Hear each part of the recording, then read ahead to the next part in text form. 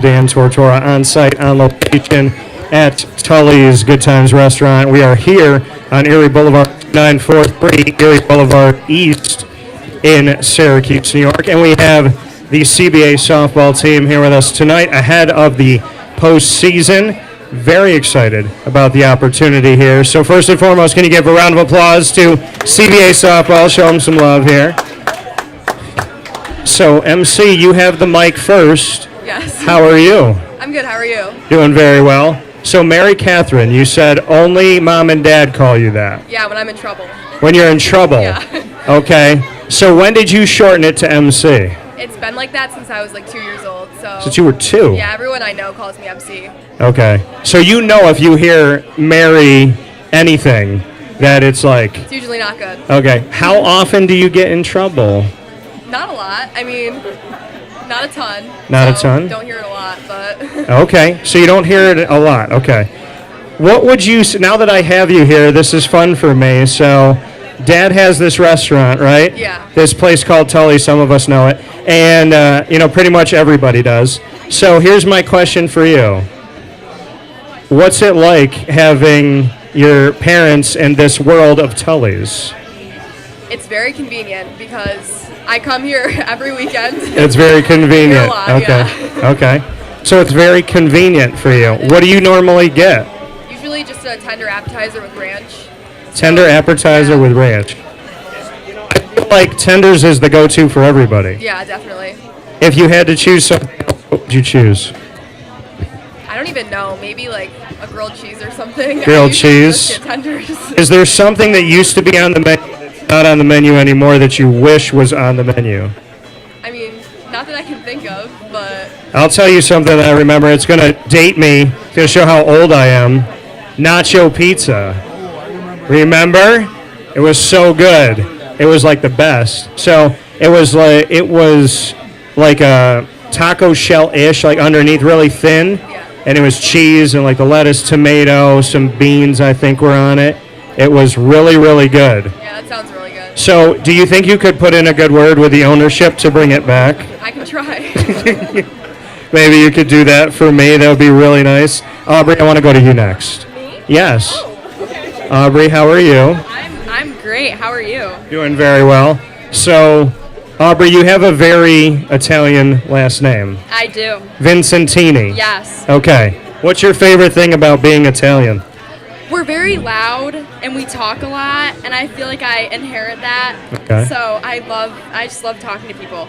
You're very loud. So, are you very loud and talk a lot? Is that your normal? I mean, I try not to be, but it's just natural. You know what I mean? It's natural for you? Yeah. Okay. What's your favorite thing about having an Italian dinner? My favorite thing? Yeah, about like being around the table. Well, usually there's so much family, so I love that, and all the dishes are huge. Like when I go to my grandma's house, oh my gosh, the dishes are so big. She's so Italian, so everything she makes is so good, and it's so much bigger. Okay. Yeah. Do you have chicken cutlets? Yeah. Okay. Yeah. That's the thing that nobody knows about.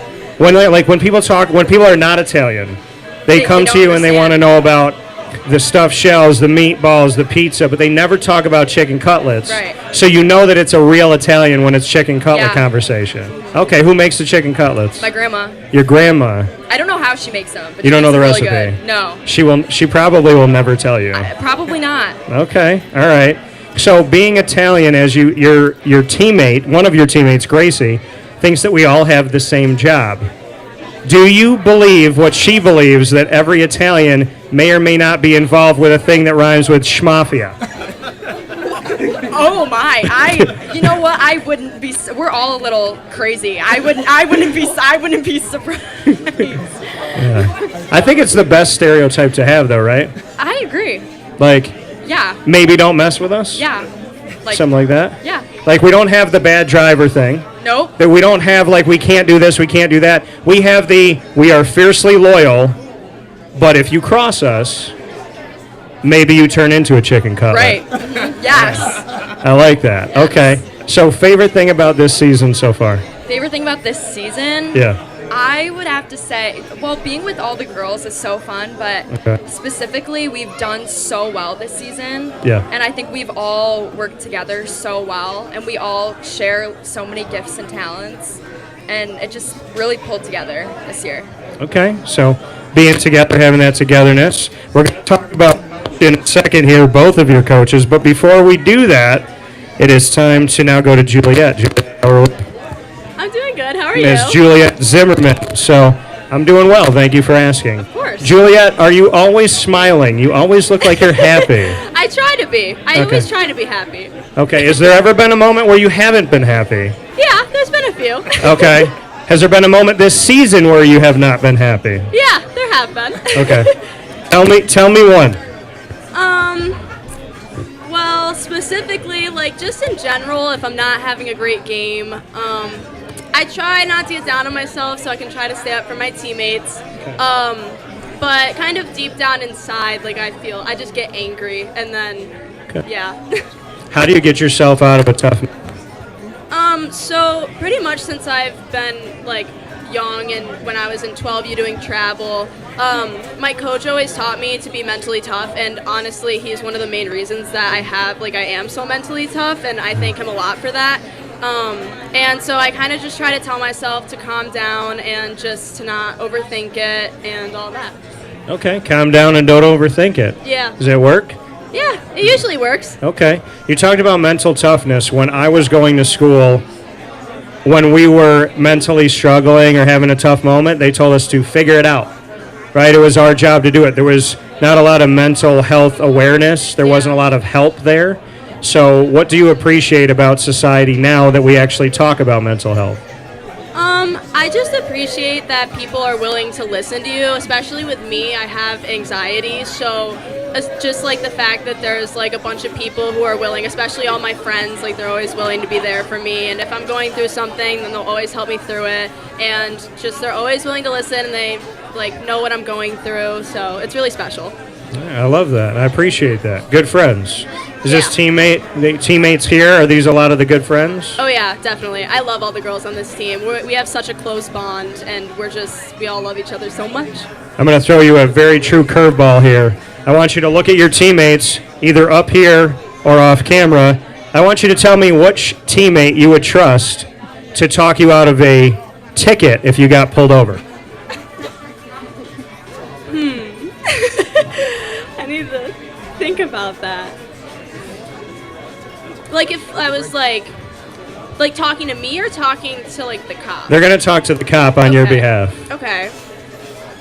I would say maybe Erie Blvd. Okay. Why Allie? I don't know. I just feel like she's very thorough with her words, and she always knows what to say, and I Okay. feel like she'd be able to get me out of it. Okay. MC, to you now. Which one of your teammates would you trust if you were jumping out of an airplane and there was a book bag and a parachute that they choose the right one? Like the plane's going down, you got to jump out, and they're going to throw something at you. So this is someone that's got to know in the moment that they're not going to crash under pressure. So who throws you the parachute and not the book bag? I really need to think about that. Okay.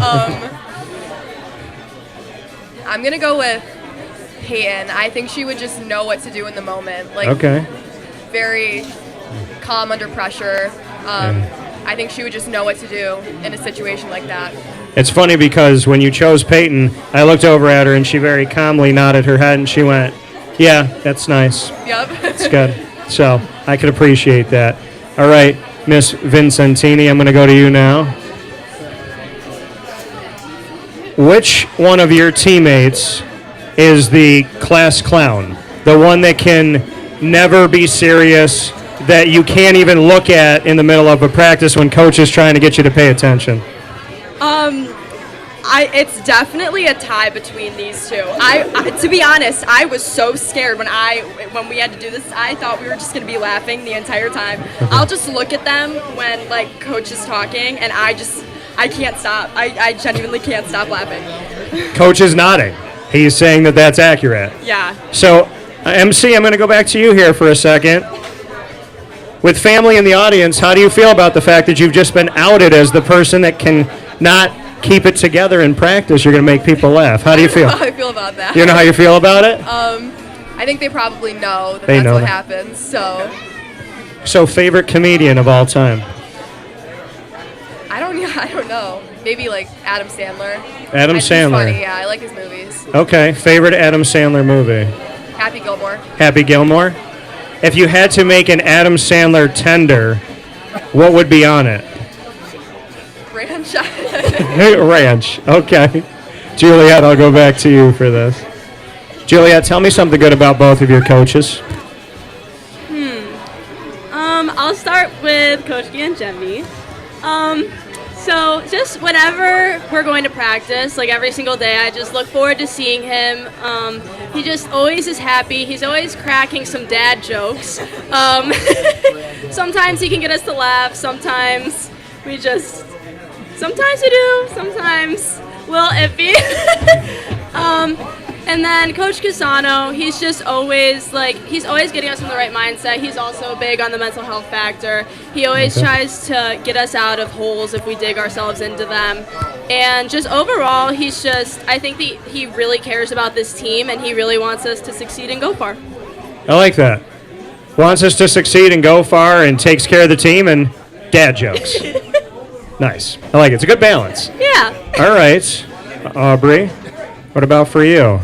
Tell me about both of your coaches. For Coach Cusano, just like going off what Juliette said, he always wants us to succeed, and definitely with this team, we can all get a little goofy, to say the last, and he always knows how to just calm us down and get us locked in for the game.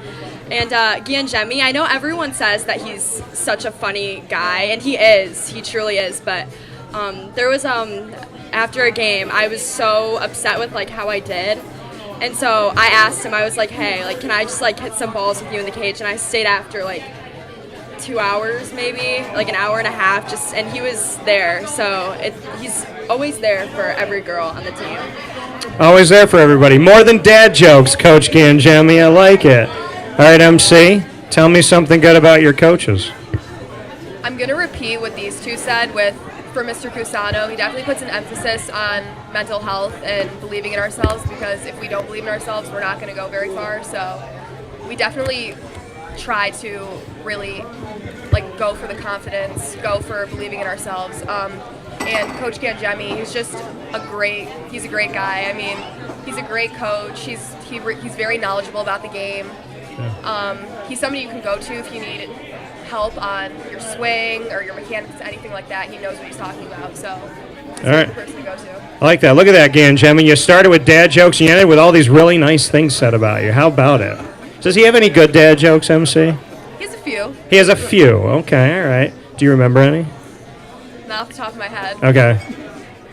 Let those be his secrets. All right, MC, let's go into rapid fire. What's your question for me? Who's the most famous person you've ever interviewed? Most famous person I've ever interviewed. Probably Dabo Sweeney and Nick Saban, but also Coach K and Jim Boeheim, and there's a lot of Hall of Famers. Yeah. So Tom Izzo, but Nick Saban, that one was something. And Dabo, I got to talk to Dabo about his faith in God. So it was the last question of ACC kickoff years ago, and I always sit in the front row. It's like a CBA thing. Not afraid to sit in the front row. So I sat in the front row, and I asked Dabo about his faith, and he's like, "You really want to know about my faith in God?" And I said, "Yeah." And he put his hand up like a layup. He goes, "This is the easiest question I've ever had to answer." And he just talked about his belief in God and everything. And at the end, he goes, "If you guys would let's pass around a basket for a collection." Yeah. So he made a little joke of it. But, yeah, I mean, Dabo, that was probably one that really hit home for me. But I don't know. I mean, we've had over 5,000 people on Wake Up Call. We've had actors and actresses and writers and illustrators on Superpowered Pop. So I will say that I don't get starstruck, Yeah. but on Superpowered Pop, I interviewed the creator of Darkwing Duck, and I kept it together the whole hour that I talked to him. And then it ended, and I sat in my studio, and I was I just sat there, and I didn't say anything. And then I just interviewed the guy who created Darkwing Duck. Yeah. And I remember how excited I was, and the people around me were not as excited as me. And then I thought in that moment, I think you should leave my life. I think we should not be around each other anymore. No friendship. But Tad Stones, that created the character, he said something crazy. I was like, where did Darkwing come from? He said, picture Batman if Batman had a daughter and he decided to raise her. And I was like, that's such a cool take on it. Yeah, that is. So most people in this room have no idea what I'm talking about. But look up Darkwing Duck. I will. Please do. All right. So now I'll go to Juliette. Juliette, what do you got for me? My question for you is, what is your go-to karaoke song? My go-to karaoke song. Wow, that's a good question. I'm going to say Journey's Don't Stop Believin' always hits home, but I'm also going to say from the Rent musical, there's a song, One Song Glory, or I'll Cover You, the reprise, and those ones are like really, really, my mom's an amazing singer, and like I learned with her, so yeah, I like to push myself, so I'll say I'll Cover You or One Song Glory. That's cool. Kind of a classic rock type of feel to it. Yeah. Okay. Juliette, my song back to you is, if there was a song to describe your life, what song would play every time you walked into the room? I'll have to think about that one. I'm trying to think of what other people would say from their perspective. Okay, I'm gonna say, I'm a big Swiftie, so I would say You're on Your Own Kid by Taylor Swift. All right, You're on Your Own Kid by Taylor Swift. All right, okay. I can respect it. There's a few Swift fans out there in this world, right? Yep. Okay, Aubrey, what do you have for me? So I love to laugh. So my question for you is, what's your go-to joke? What's your favorite joke? Oh, man. My jokes are always in the moment. I started writing them in my phone because I'm an ad-lib guy. I'm sitting at the booth, just give me a situation and just let me go. So I'm not really I memorized it and then I'm going to tell it. So I don't know if I have a go-to joke. I kind of just like being in the moment. But I laugh with my friends every single day. And I realized that my best friend Isaac, I told him too much. Because we do this thing as friends where we bring in old stories into current life. And we can always interweave all these stories together. So we'll be walking somewhere and I'll say something, and he'll hit me with something I told him a while ago, and I'm like, you know way too much about my life.